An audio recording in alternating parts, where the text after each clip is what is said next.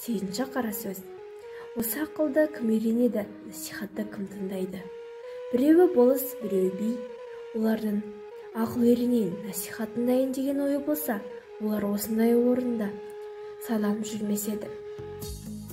Байлар, олар да өздерінде бір күн болса да, дәулет қонып, дүниенің жарымы да басында тұр.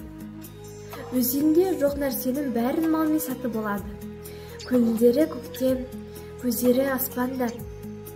Адалдық, адамдық, ғылым, білім, ақыл, еш нәрсе малдан қымбат демейді.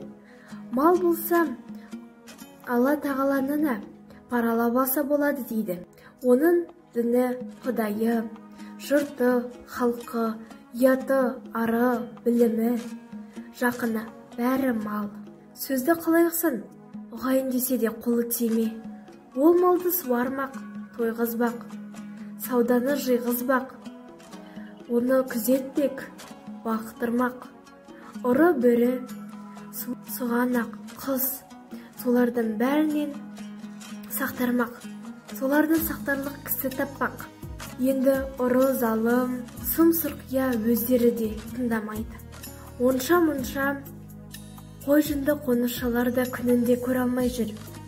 Аналар анандай болып тұрғанда ғылым, білім, ақыл оларды не қылсын? Және айтады ғой, білім, ғылым кедейге де кері жоқ дейді. Бізде не қыларсың? Ана осы сөздеріңді ұғарлықтарға айт. Оны өзгеменен ісі жоқ. Ана алдындағы үшеуіндей болған жанның ойында ешбір қайғысы мұны болмаса керек.